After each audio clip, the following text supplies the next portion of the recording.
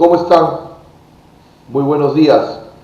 Bienvenidos una vez más a Cámara Peruana de Comercio Exterior, CAMEX. Mi nombre es Raúl Privat, administrador de negocios internacionales, 12 años de experiencia en comercio exterior y aduanas. Y el día de hoy vamos a compartir juntos el tema titulado Diseñando la cadena de distribución para mi exportación. Vamos a ver ahora el contenido de la misma. Entonces vamos a estar revisando el día de hoy la clasificación logística de las mercancías, los envases, embalajes y unitarización de la carga, los medios de transporte aéreos y marítimos y algunas recomendaciones finales. Vamos a iniciar concientizándonos de cuál es el principio fundamental de la logística internacional. Y el principio fundamental de la logística internacional es que las mercancías deben llegar a tiempo y deben llegar en buenas condiciones.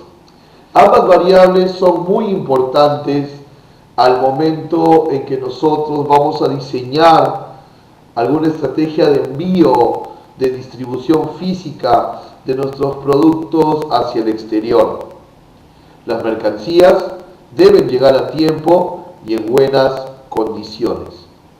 Ambas variables a la misma vez, no una de ellas. ¿Qué pasa si la mercancía llega a tiempo, pero llega podrida, o rota, o averiada? Esa rapidez dejó de tener sentido. ¿Qué sucede si la mercancía llega en excelentes condiciones, excelente temperatura, excelente estado en general, pero llega tarde? Tampoco es un buen indicador competitivo para nuestras exportaciones. Por lo tanto, ambas variables deben de darse al mismo tiempo. Las mercancías deben llegar a tiempo y en buenas condiciones.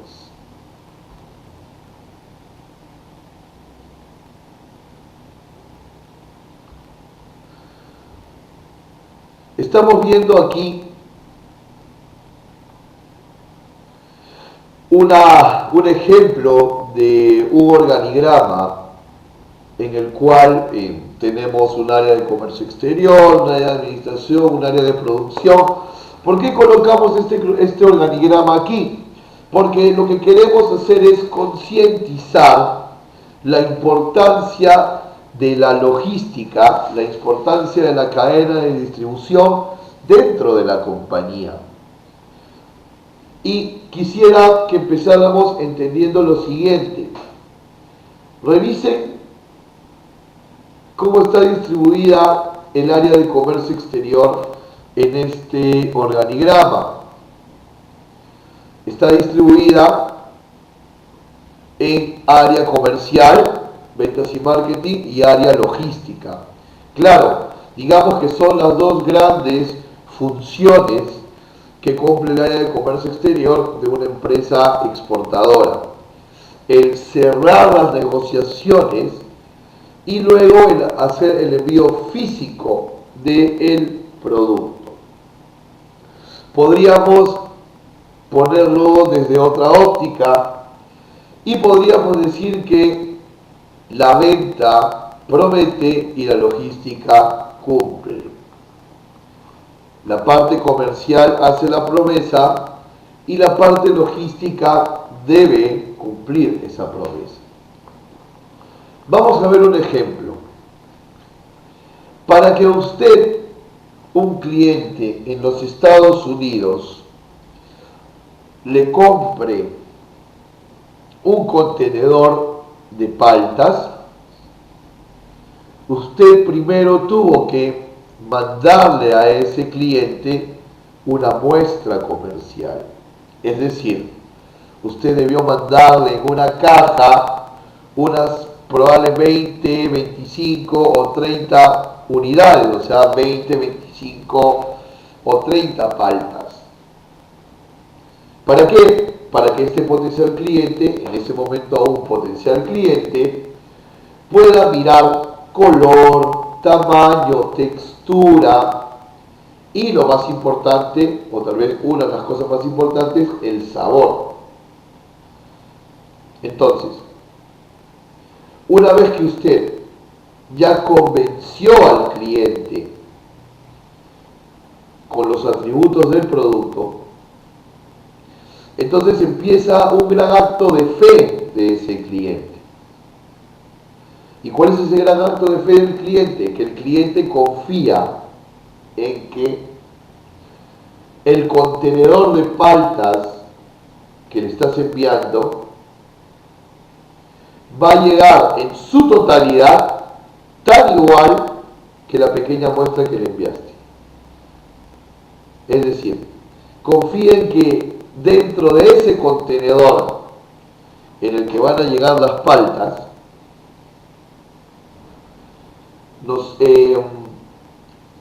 va a estar tan igual en calidad, apariencia, textura, todo lo que habíamos conversado. Ese contenedor va a estar tan igual que la pequeña muestra que recibió en un inicio. Entonces, usted al vender prometió calidad, textura, tamaño, sabor, temperatura, y el cliente confió. Ahora, la logística debe cumplir con todo ese cometido, haciendo que ese contenedor de palta llegue bien y llegue a tiempo. Si ese contenedor de paltas llega bien y llega a tiempo, usted ya ganó un cliente fiel. Y si usted multiplica esa operación por todos los demás clientes que puede captar, usted se vuelve mucho más competitivo. Conclusión, la logística es el principal defensor de la competitividad. El principal defensor de la competitividad de la compañía. El que se pone por delante, cual guerrero espartano, por delante de todos los demás, para decir, aquí tenemos una empresa seria. Sin desestimar ningún otro proceso, cualquier estrategia de marketing y similares va a ser nada si el producto llega tarde o llega mal. Así que tenemos que tener plena y absoluta conciencia de este hecho. Absoluta y plena conciencia de este hecho. Adicional a ello, ustedes pueden ver en la pantalla un pequeño cajoncito que se llama operadores logísticos. Adicional a ello, la oficina exportadora de la empresa es la principal defensora de la competitividad y encima de ello terceriza toda la operación. Claro, la empresa exportadora no es agencia de aduana, la empresa exportadora no es naviera. Esta sección logística de la compañía debe contratar a los correctos operadores logísticos para que sea mucho más sencillo la labor de monitoreo desde la computadora o el teléfono para ver que se numeró correctamente la DUA, que se embarcó correctamente la carga, etc. En un siguiente capítulo de esta sección de exportaciones vamos a tratar de manera muy profunda a los operadores logísticos, ¿no? Hoy veremos cómo se va armando la cadena de distribución para la exportación. Entonces, hasta este minuto quiero que tomemos conciencia que llegar bien y llegar a tiempo es la principal el principal objetivo de toda compañía que hace una estrategia de distribución de sus exportaciones. Llegar bien, llegar a tiempo, los dos a la misma vez, valorizando sobremanera, y no exagero en el término, a tu área logística, que es la que va a tener que tener todos los hitos alineados para que esto pueda suceder. Un primer aspecto muy importante al momento de armar nuestra cadena de distribución física de nuestra exportación es la parte documentaria. Porque muchas veces, y estoy seguro que quienes ya tienen alguna experiencia en comercio exterior me van a poder confirmar lo que les voy a decir, muchas veces el desconocimiento documentario del despacho nos genera retrasos. Entonces, al generarse un retraso por un documento, ya empezamos a atentar contra este principio básico que acabamos de hablar: llegar a tiempo. ¿Qué documentación necesitamos para poder exportar? He querido dividir esta parte en dos: documentos obligatorios y otro al que le he llamado de ser el caso. Quiere decir, el primero de ellos son documentos que sí o sí vas a tener que utilizar para poder sacar los productos del territorio aduanero, es decir, para poder exportar.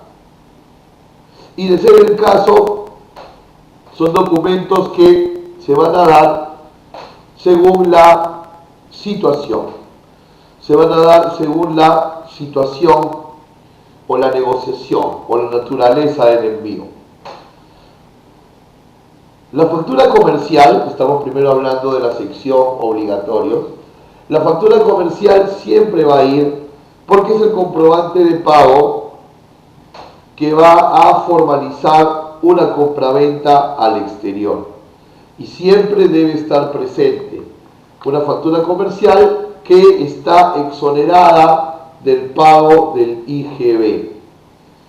¿Ok? Y esta factura comercial puede también ser reemplazada por una boleta de venta, ¿no? Para aquellas empresas que están en algún régimen tributario que solo les permite emitir boletas. Entonces, factura comercial o boleta de venta, vas a tener que presentarla sí o sí, porque es el comprobante que formaliza la compra-venta internacional, salvo, excepto, que la exportación que estés haciendo no tenga fines comerciales. ¿Y qué significa que no tenga fines comerciales? Un envío de muestras. Por ejemplo, eres un exportador de pisco y te vas a un concurso de bebidas espirituosas, que es así como le denominan al rubro en otros lugares. Pues bien, probablemente lleves 4 o 5 cajas de pisco y obviamente no hay un comprador. Tú estás enviando estas cajas de pisco a un evento para que sean degustadas.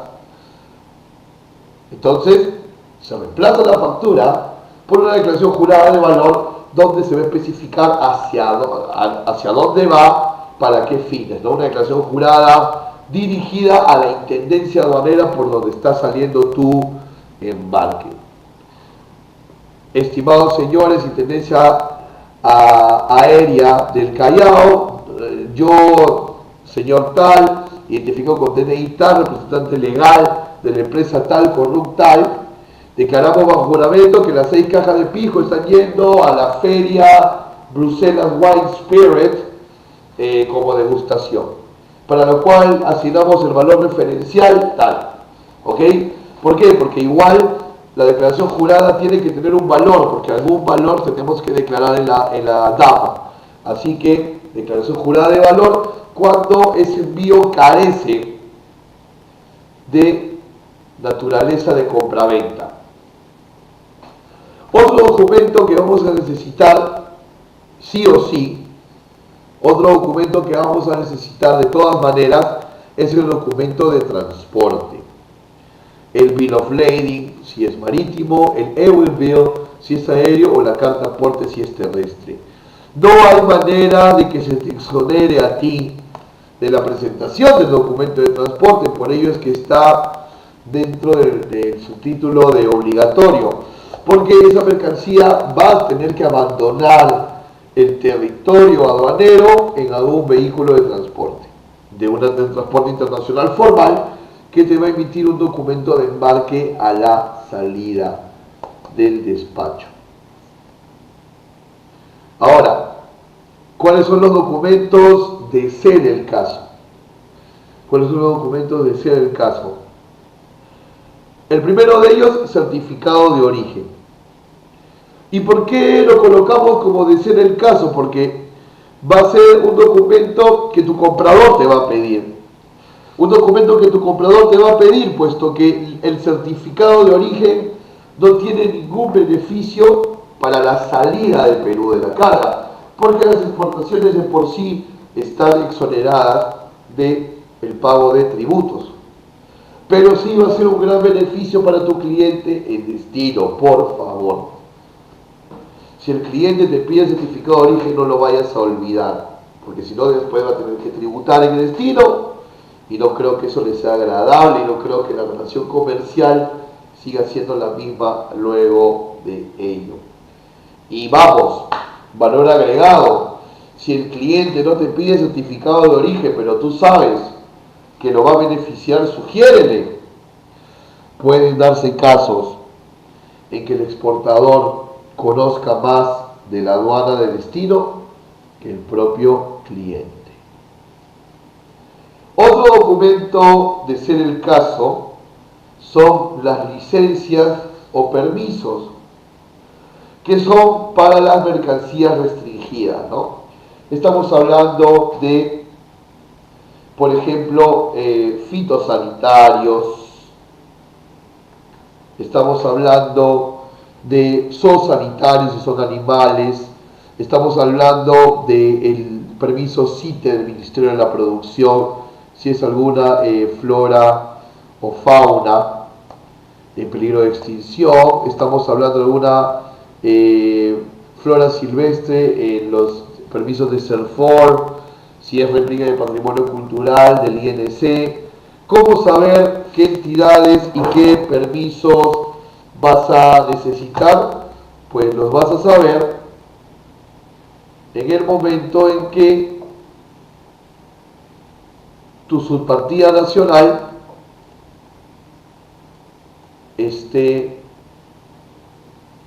ya plenamente identificada. Entonces, debemos revisar la subpartida nacional, esa es la abreviatura de SPN, en www.sunat.gov.pe, y ahí sabremos si el producto necesita SENASA, necesita Ligesa, produce, etc. Porque hay que recordar que la aduana divide las mercancías en tres.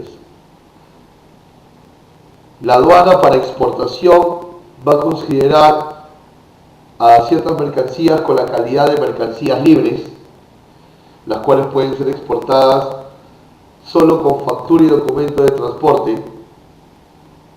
Mercancías restringidas, las cuales van a poder salir, justo las que hablábamos anteriormente, con factura, documento de transporte y algún permiso, que vamos a saberlo checando la subpartida nacional. Y las mercancías prohibidas, simplemente aquellas, aquí no nos vamos a extender mucho, que no se pueden exportar bajo ningún término. Esta clasificación que vemos en pantalla es la clasificación desde el punto de vista aduanero. Para la aduana, las mercancías o son libres, o son restringidas, o son prohibidas. Si son libres, factura y documento de transporte. Si son restringidas, factura, documento de transporte y algún permiso emitido por algún ministerio, como acabábamos de ver anteriormente. Y mercancías prohibidas, aquellas que no pueden exportarse. Clasificación según la aduana. ¿Por qué hago hincapié en esto? Porque ahora vamos a ver la clasificación logística de las mercancías, es decir, cómo la logística, cómo el transporte internacional, divide a las mercancías. ¿Ok?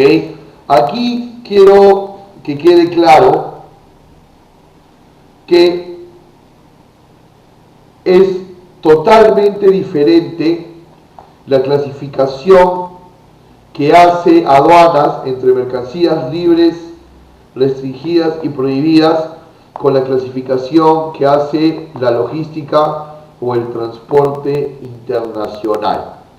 ¿Ok? Antes de entrar al detalle de cómo es la clasificación logística del transporte internacional, quiero que entremos en un momento de concientización y de reflexión de qué es una mercancía, ¿verdad? Puesto que nosotros en todo momento hablamos de la mercancía. Las mercancías se exportan, las mercancías hay que embalarlas bien, las mercancías. La mercancía, señores, es el núcleo de la negociación. Si no existiera la necesidad de que las mercancías superaran tiempo y distancia para ser intercambiadas entre países, no tendría sentido este tema que nos reúne. No tendría sentido buscar tanta especialización en temas aduaneros, en temas de transporte internacional, en temas normativos, de negociaciones y demás. Todo se resume en la mercancía. Todo se resume en la mercancía. ¿Ok? Sin mercancías no hay negocio. Sin mercancías no hay negocio. El cliente te valora por sobre todo por eso que le ofreces. Bien, entonces la aduana dividía la mercancía en libres, restringidas y prohibidas. El transporte internacional, como lo vemos aquí en pantalla, lo divide en carga general, carga perecible, carga congelada, carga refrigerada, carga valorada, carga peligrosa.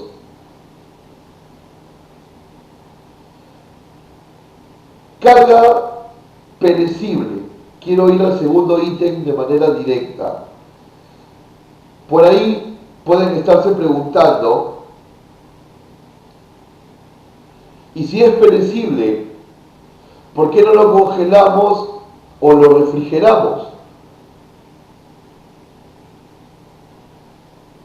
Porque hay ciertas mercancías perecibles que, si pasan por algún estado de temperaturas bajas, luego cuando regresan a su temperatura normal, ya han sido dañadas fisiológicamente. Entonces, no es desacertado separar perecible de congelado y de refrigerado. Carga general, vamos a ver, empezar a ver uno por uno. Carga general es aquella carga que no presenta mayor problema para ser almacenada, para ser embalada, transportada y distribuida. No presenta mayor problema. Es decir, no se va a podrir, no se va a malograr, podemos tomarnos un poco más de tiempo del normal para poderla transportar.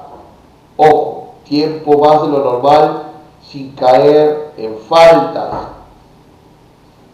Entonces la cara general en resumen es aquella que no necesita ninguna temperatura especial, ni ningún embalaje súper sofisticado para poderse trasladar. No olvidemos que dentro de la carga general se encuentra la carga frágil, la cual necesita mucho cuidado para ser embalada, acompañada también de señalizaciones externas, etiquetados que vamos a ir viendo un poquito más adelante. Algunos ejemplos de carga general: maquinarias, folletos, alimentos, bebidas, textiles. Ojo, hay alimentos que pueden ser carga general. No podemos encasillar a todos los alimentos en perecibles. Por ejemplo, si exporto snacks, maíz chulpi en snack, escala general. Si exporto pisco, escala general. Si exporto agua de mesa, si exporto agua de mesa desde Perú, escala general. Entonces no todos los alimentos y bebidas van a ser necesariamente perecibles. La carga perecible, de la que habíamos conversado hace un momento, es aquella que no puede ni congelarse ni refrigerarse, porque al volverla a su estado normal, digamos, va a sufrir daño fisiológico, es decir, ya no va a volver a ser la misma presentación. ¿Qué encontramos aquí? Por ejemplo, el kion, algunas frutas tropicales. Vaya, pongan un kion en el freezer y sáquenlo después de 2 días y van a ver que ya presentación comercial no tiene. Entonces, con estos productos perecibles que no pueden ser ayudados por la temperatura, necesitan un tiempo mucho más rápido de transporte. Carga congelada. La carga congelada es aquella carga que necesita ser transportada a temperaturas por debajo de cero, ayudadas básicamente por 2 sistemas de embalaje. El primero de ellos, las cajas isotérmicas, conocidas también como las cajas de Tecnopor. ¿Cuál es la bondad del Tecnopor en relación a la carga congelada? Las cajas de Tecnopor no permiten que ingrese aire caliente del exterior. Y el segundo sistema que va a acompañar al producto junto con la caja de Tecnopor es el hielo seco, o también el gel pack. Yo recomiendo, y en esto muchos colegas de logística coinciden conmigo, y probablemente, y espero que algunos de ustedes que tengan ya experiencia con productos hidrobiológicos, por ejemplo, coincidan también, lo mejor es acondicionar la mercancía con hielo seco, porque tiene un mayor aguante, una mayor resistencia que el gel pack, y encima de eso es más económico. ¿Cómo funciona la carga congelada? Bueno, si es marítimo,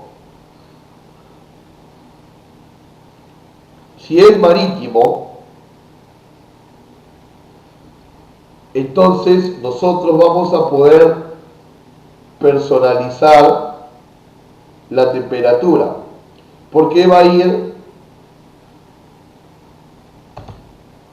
dentro de un contenedor reefer.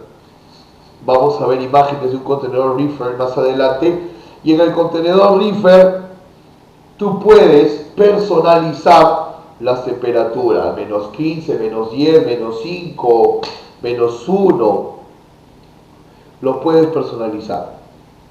En cambio, si esta distribución de producto congelado va a ser aéreo, si esta distribución va a ser aéreo,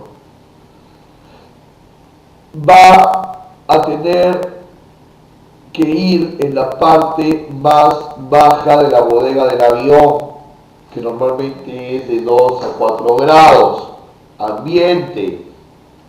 Sin embargo, mientras la mercancía está en depósito temporal, esperando la numeración de la aduana y esperando embarcarse, se va a ser ingresada en una cámara de congelado. El estándar internacional de los depósitos temporales aéreos para carga congelada es entre menos 18 y menos 20 grados. Y si el envío tiene tránsito, es decir, no es un vuelo directo, cuando descargue del primer vuelo va a llegar también con depósito temporal con temperatura a menos 18 dentro de la bodega. Y cuando la mercancía llegue a destino final o aeropuerto final, mientras es liberada de aduanas por el consignatario, también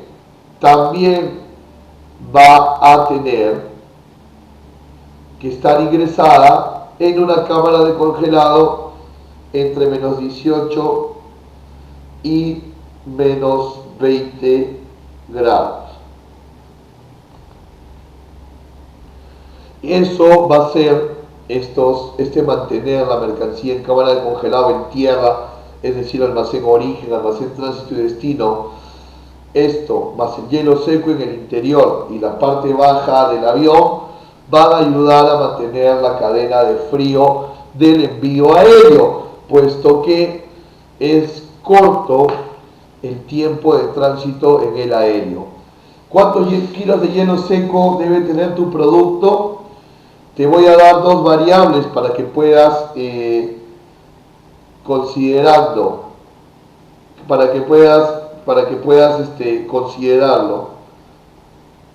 ¿Ok? La primera es 2 kilos de producto, 1 kilo de hielo seco. Por cada 2 kilos de producto, 1 kilo de hielo seco. Y adicional a ello, tienes que considerar que el hielo seco se sublima. Oigan bien este término, se sublima, porque hielo seco no se derrite, porque está hecho de un gas que se congela, no pasa en ningún momento por un estado líquido. Se sublima 2 kilos de hielo seco cada 24 horas. Entonces tienes que tener esas variables bien en cuenta, ¿no? 2 kilos de producto, 1 kilo de hielo seco, y también considerar que el hielo seco se sublima 2 kilos cada 24 horas. Luego vamos a hablar de la carga refrigerada,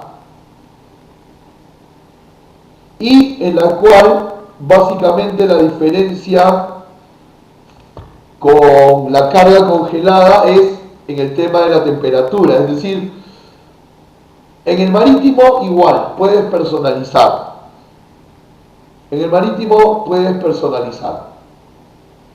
Es decir, temperaturas obviamente por encima de cero, por eso es refrigerado, no congelado.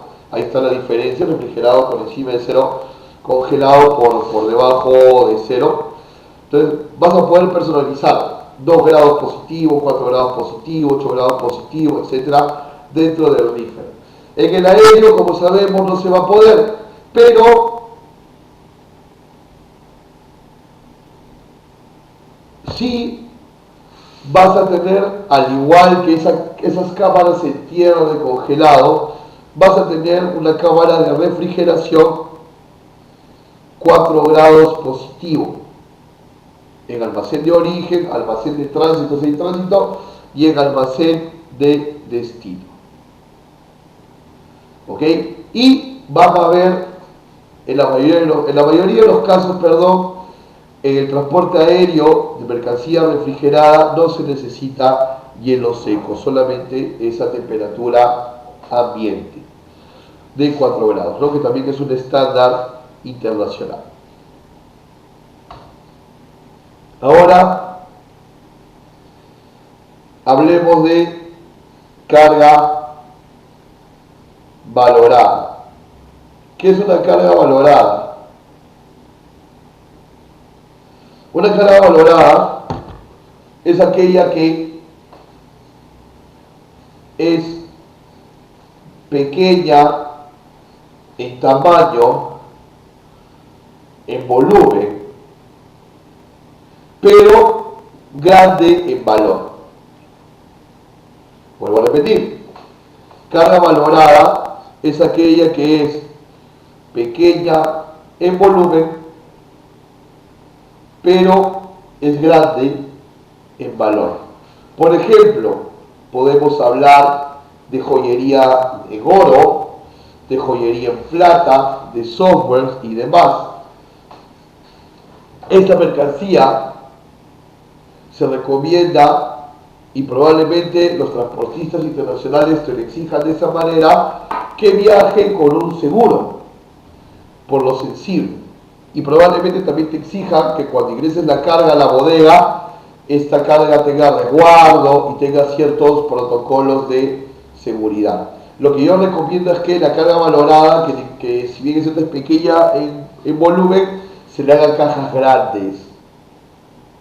Se le hagan cajas grandes, no importa si pagas más volumen, la mercancía te lo va a agradecer, el bien llevar de la mercancía te lo va a agradecer. Haz cajas 3 veces más grandes de lo normal. Se recomienda mejor manipulación, menos proclive al hurto. ¿Ok? Recomendamos eso para la carga valorada. Y finalmente tenemos carga peligrosa. Carga peligrosa es aquella carga que por su naturaleza es inflamable, corrosiva, contaminante, sofocante, venenosa, tóxica, radioactiva. Y es aquella carga que yo no voy a poder elegir el embalaje a libre decisión, para la redundancia, sino que voy a tener que someterme a los manuales de transporte internacional de IATA para el transporte aéreo y del IMO para el transporte marítimo. Hay que leer el manual y ver qué tipo de embalaje deben de tener. Y ojo que la carga peligrosa no es algo ajeno a productos que se comercializan de Perú al mundo, ¿eh? Ojo, por ejemplo, tenemos un producto que exportamos mucho a Asia que se llama raíz de rotenona. La raíz de rotenona es un pesticida natural, por lo tanto es un tóxico y es carga peligrosa y se exporta mucho al exterior. Raíz de rotenona y es carga peligrosa. Por ejemplo, lacas, exportamos muchas lacas de carbón de cochinilla, etcétera, consideradas también mercancía peligrosa.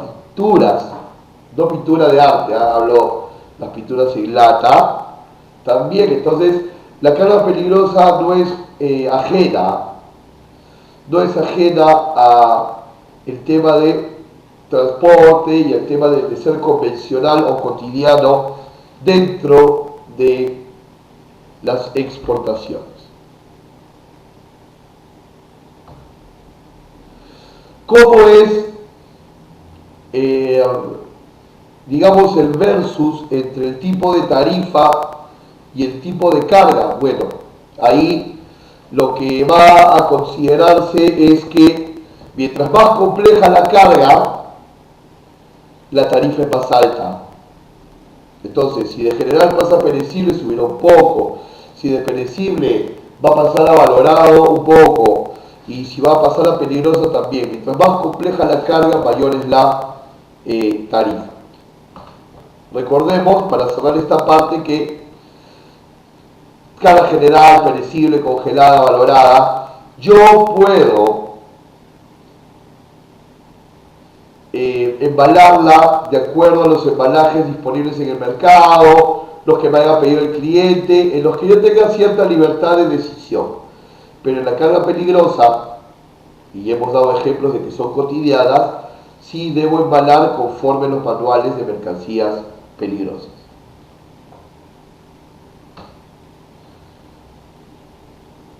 Envases y embalajes para diseñar nuestra distribución de exportación.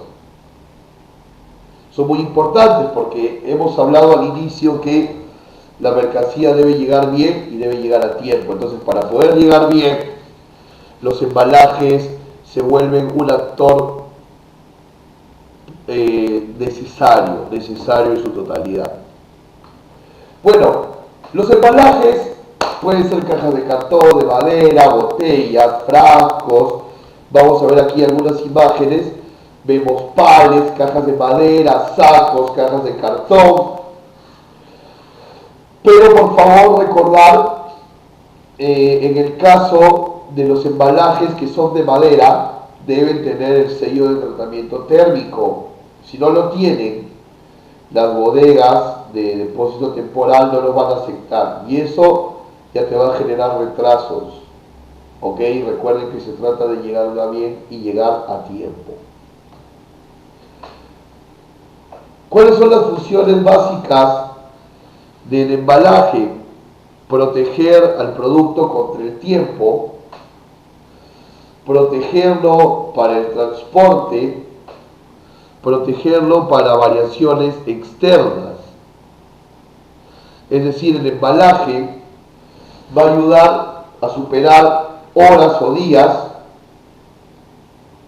a superar climas, porque a veces pues el producto va a ir de clima a clima extremo, ¿no?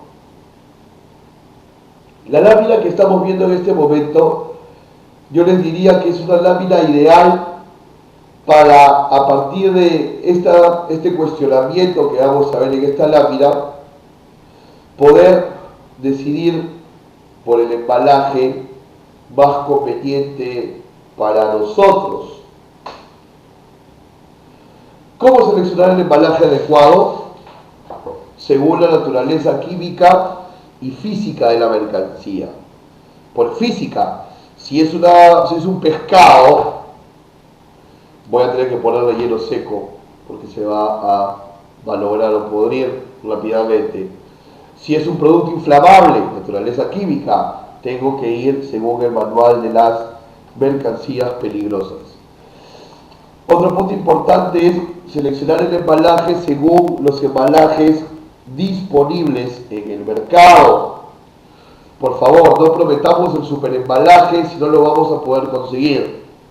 No prometamos el superembalaje si los costos no nos van a dar para el mismo. Hay que ver también qué medio de transporte se va a utilizar. Hay ciertas líneas que aceptan embalajes de plástico y no de madera, por ejemplo. Hay ciertas aerolíneas con aviones pequeños en donde no vas a poder paletizar carga, sino la carga va a tener que ir suelta. Tenemos que ver también relación peso-volumen, restricciones en el peso y en las medidas de los bultos. Tienes que averiguar antes de, por ejemplo, en las aerolíneas, qué dimensiones máximas por bulto se permite, qué peso por bulto máximo se permite, cómo armar tus palets para la consolidación marítima. Son cuestionamientos que debes de hacerte al momento de elegir el embalaje ideal. Revisamos algunos tips. Recuerden que la mercancía de exportación tiene dos canales de control, rojo y naranja. ¿Okay? No existe el verde en la exportación. Tiene el canal de control rojo y el canal de control naranja. Entonces, si canal rojo sabemos que es revisión física de la mercancía, entonces concluimos que tenemos el 50% de probabilidades de que nuestra mercancía sea aforada, revisada físicamente. ¿Y eso qué significa en términos prácticos? Eso en términos prácticos significa que, si bien es cierto, tenemos que embalar la mercancía y asegurarla, no debemos de ser exagerados ni recelosos al momento del sellado, porque si las cajas no se pueden abrir por bien, se abrirán por mal, pero se van a tener que abrir en un aforo físico. Entonces es importante embalarlas de tal manera que ante una apertura de cajas, el momento del cerrado de las mismas sea sin mayor incidencia. Podemos utilizar cajas de segunda mano. Ojo, se pueden utilizar cajas de segunda mano. Siempre y cuando estén en buenas condiciones se pueden hacer. Hay mucha gente que compra en estos lugares que venden cajas de segunda mano. Mientras la mercancía esté, las cajas estén en buenas condiciones, se puede. ¿Ok? Sin embargo, aconsejo que las cajas se volteen o se pinten para que no se vean otras marcas, ¿no? Por ahí el cliente va a pensar que le estás vendiendo chopas de alpaca marca LG o artesanía marca Samsung o de repente textiles marca Leche Gloria, ¿no? Entonces hay que pintar o voltear las cajas de todas maneras.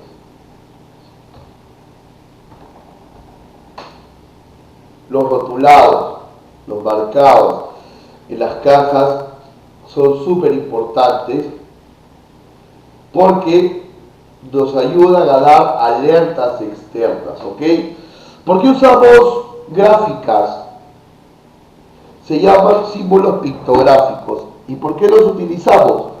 Porque como la mercancía va a ser manipulada en diferentes países y diferentes idiomas, nada más universal que la simbología.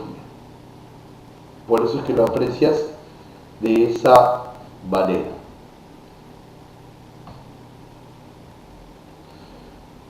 Vamos a ver un poquito la diferencia entre envase y embalaje. Recuerda que el envase es el que contiene el producto, mientras el embalaje es el que contiene el envase. Veamos este concepto mejor. Niveles de embalaje: embalaje primario, embalaje secundario y embalaje terciario. Embalaje primario, aquel que tiene contacto directo con el producto. Entonces, sí, lo que estás pensando es correcto. Embalaje primario es igual a envase. Entonces aquí tienes una botella de leche. La botella tiene contacto directo con el producto que es la leche, por lo tanto es embalaje primario, por lo tanto se le considera también como envase.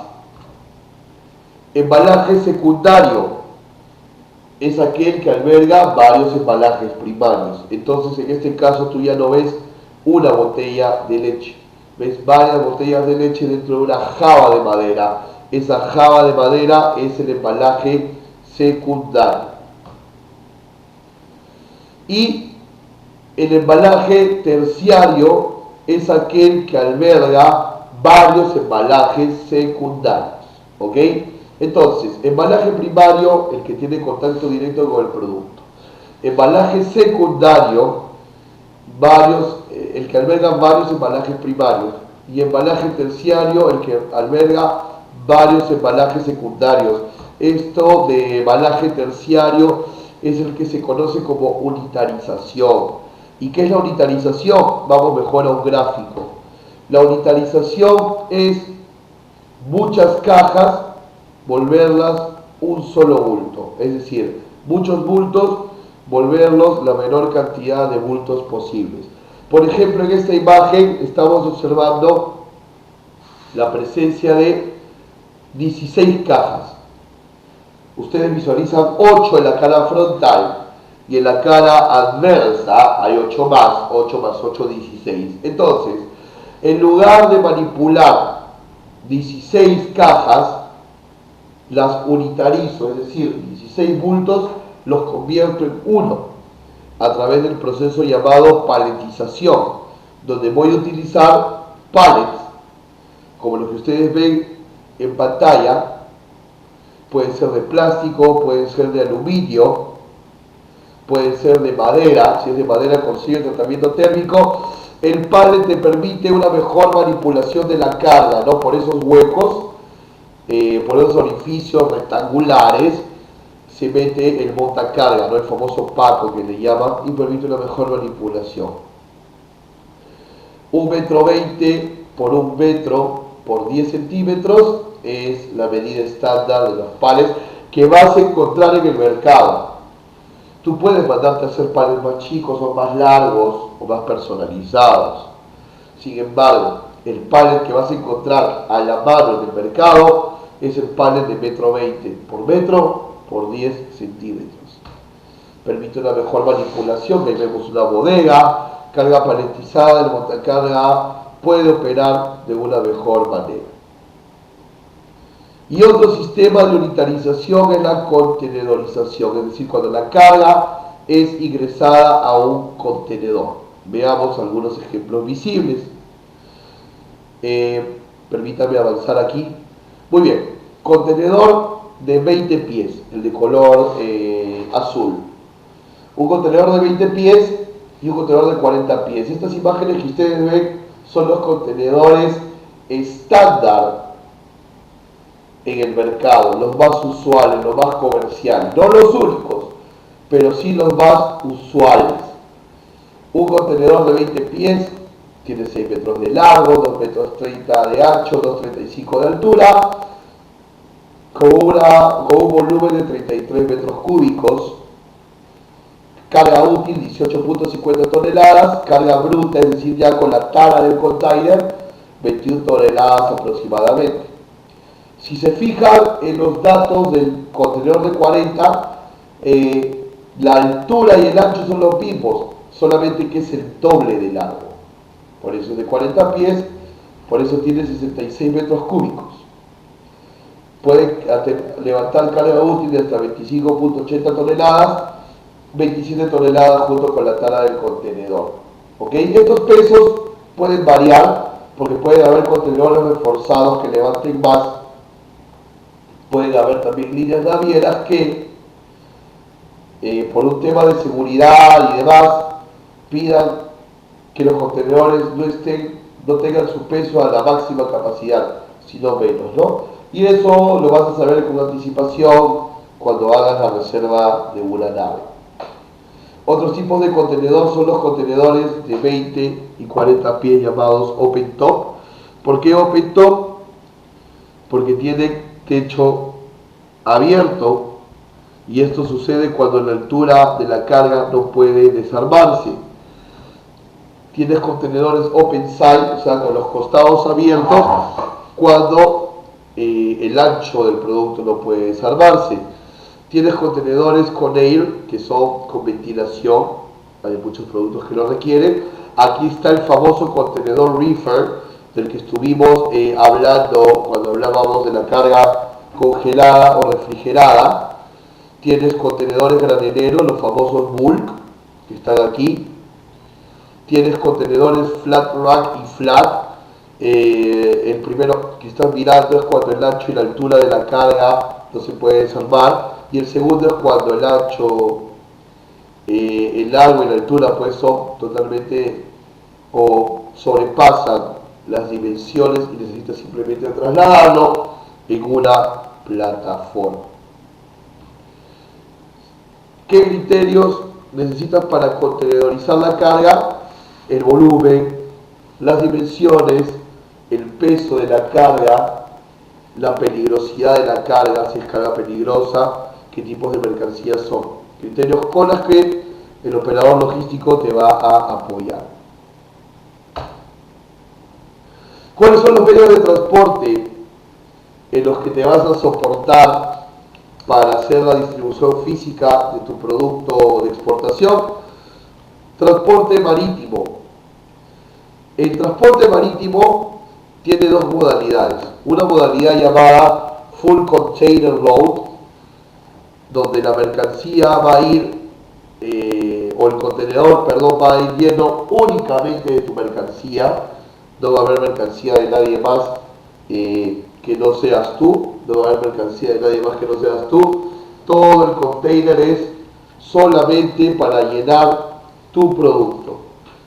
Y también vamos a tener una modalidad llamada LCL o Less Container Load, donde tu mercancía va a ir con la mercancía de otros exportadores. Por ejemplo, si es LCL, y acuérdate pues que el contenedor tiene 33 metros cúbicos, si tú tienes 4 metros cúbicos, 5 metros cúbicos, no llenas toda la capacidad del contenedor. Entonces, ¿qué va a suceder? Vas a consolidar tu carga y tu carga se va a ir junto con la de otros exportadores. En cambio, si tú ya has hecho los cálculos según dimensiones, cubicaje y demás, y solamente entra tu carga, o de repente el cliente te ha pedido que no juntes con nadie, que sea exclusiva tu carga, entonces vas a tomar una modalidad llamada FCL o Full Container Load. ¿Cuáles son los criterios para elegir una ruta óptima de transporte marítimo? El menor tiempo de tránsito posible, tener predilección por las rutas directas. Si te ofrecen opciones de rutas directas y de rutas con transbordo, te pediría por favor que siempre tomes la ruta directa, así te tome un poquito más de dinero, porque si haces transbordo quedas a merced de qué congestionado o no esté ese puerto de transbordo. ¿Ok? Entonces predilección por las rutas directas, y si no hay otra opción, es decir, no hay manera, o sea, vamos, no hay un Callao-Sydney directo, Callao-Sydney de Australia directo, entonces utiliza el transbordo menos complicado, ¿no? El puerto menos complicado, la aduana de ese puerto menos complicada, porque recuerda que la aduana que se utiliza como tránsito puede también pedir inspección sobre las mercancías. En el transporte marítimo pueden existir fletes prepagados, así como fletes colet. Si vas a ofrecer a tu cliente gestionar un flete colet, primero consúltalo con la línea naviera, porque hay ciertas restricciones de colet para ciertos destinos. Una breve explicación: colet significa que la carga sale sin que se pague el flete en origen, el flete se paga en destino. Y prepagado es que obviamente el flete se tiene que pagar antes de la salida de la carga. El documento de transporte es el Bill of Lading. Tiene varios atributos a la vez. El Bill of Lading es un contrato de transporte, transfiere la propiedad, es decir, el consignatario es el dueño de la carga, es a la vez un comprobante de pago. Ojo con eso: cuando tú le pagas a la naviera un flete, no te va a dar una factura, te va a dar un BL. Es un documento aduanero, si necesita, recuerda lo que vimos al principio de la ponencia, vas a necesitarlo para poder hacer tu trámite aduanero. Y estos conocimientos de embarque se entregan en formatos originales que se van a destino para tu cliente, y los no negociables o copias no negociables que se quedan en origen para regularizar la exportación. Todo el proceso de exportación, que empieza con el ingreso de la carga al depósito temporal hasta la numeración de la DUA y el aforo de ser el caso, todo este trámite debe estar listo 48 a 72 horas antes de la salida de la nave, si no pierdes la nave. Vale decir, por ejemplo, que si tu nave tiene fecha de salida para el viernes 8 de septiembre, tú el día lunes 4 o martes 5 ya deberías de haber concluido todos los trámites de exportación: ingreso de la carga, inspecciones fitosanitarias, por ejemplo, otra inspección de ser el caso, numeración de la DAP, aforo físico de ser el caso, inspecciones de seguridad en el almacén, antidrogas, BOE, etc.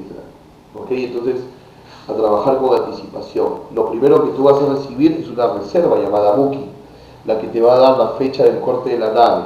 arma tu logística desde esa fecha hacia atrás. Transporte aéreo. El transporte aéreo no tiene tipos de contenedores ni demás, no tiene ese tipo de complicación y se puede trabajar de una manera mucho más rápida. Por ejemplo, un proceso de exportación aérea que empieza con el ingreso de la carga al depósito temporal, igual que el marítimo, pero luego de la numeración de la DAT y de los aforos y demás, la documentación de la carga puede estar lista hasta 6 horas antes del vuelo. Fíjense que el marítimo era 2 o 3 días antes, porque preparar una nave, cargarla, descargarla, demora, por sus mismos volúmenes, por nuestra misma infraestructura portuaria.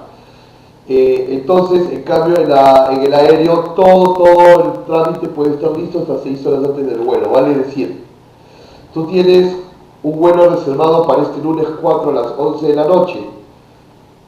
Si terminas todos tus trámites el lunes a las 5 de la tarde, sales en ese vuelo.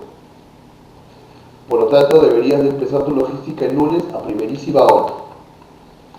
Entonces, igual que en el marítimo, desde la hora de salida del vuelo hacia atrás hay que hacer el cronograma. El tema que se da con el transporte de carga aérea son los tipos de aviones que tiene. Hay un primer tipo de avión llamado avión de pasajero, que obviamente su mismo nombre lo dice, transporta pasajeros y equipaje, por lo tanto su capacidad de transporte de carga es limitada. Entonces, ¿cuál es el bemol ahí? Que si el avión tiene más peso del normal, no van a bajar al pasajero ni al equipaje del pasajero. Tu carga va a bajar y tendrá que salir en un siguiente vuelo. La parte positiva de viajar en un vuelo pasajero es que los itinerarios se cumplen a cabalidad. Luego existe otro tipo de avión llamado carguero. Los aviones cargueros no tienen pasajeros, solo tripulación. El gran beneficio es que puedes exportar grandes volúmenes de carga sin mucha limitación, y eso es bueno. No van a sacrificarte, entre comillas, por pasajero o equipaje, porque no hay pasajeros ni equipaje, solo carga y tripulación. Pero el bemol es que, como es un vuelo carguero, su itinerario no es fijo, es decir, el vuelo puede pensar salir hoy a la medianoche, pero hay una reserva de 5 toneladas que todavía no entró al vuelo por temas aduaneros, lo van a esperar. Entonces el avión carguero va a ir postergando su salida hora tras hora. En mi experiencia, yo he visto postergarse un carguero máximo un día, no más. Igual no hay ninguna reglamentación que nos obligue a demorarse tanto o por cuánto, ¿no? Así que simplemente conocer la naturaleza de esa parte del negocio. Recordemos que en la carga aérea se calcula el flete por el peso aéreo o el peso volumen, ¿no? ¿Cómo sé que la mercancía tiene más volumen que peso físico? ¿Cómo sé que la mercancía tiene más volumen que peso físico? Desarrollando la fórmula que vemos aquí, largo por ancho por alto centímetros, dividido entre 6000. Esta es la fórmula IATA, que es el organismo que regula, vigila, vela el transporte internacional. ¿Ok? Vamos a tener un capítulo de operadores logísticos posterior a este capítulo de diseño de distribución física para profundizar más en las fórmulas y cálculos de volumen.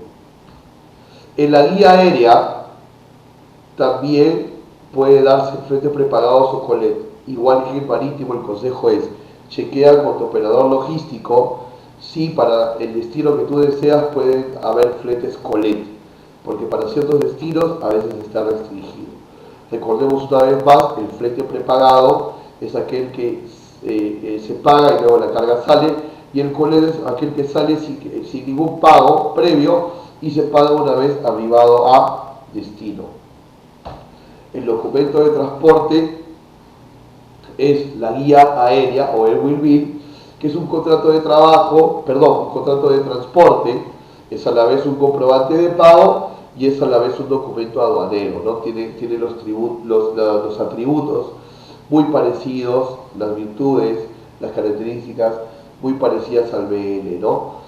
Es un contrato de transporte, el pago que entonces por el flete se va a documentar a través de la misma guía aérea, que va a ser tu comprobante de pago, y también es un documento aduanero, se necesita para poder hacer los trámites, eso ya lo habíamos conversado en las primeras láminas.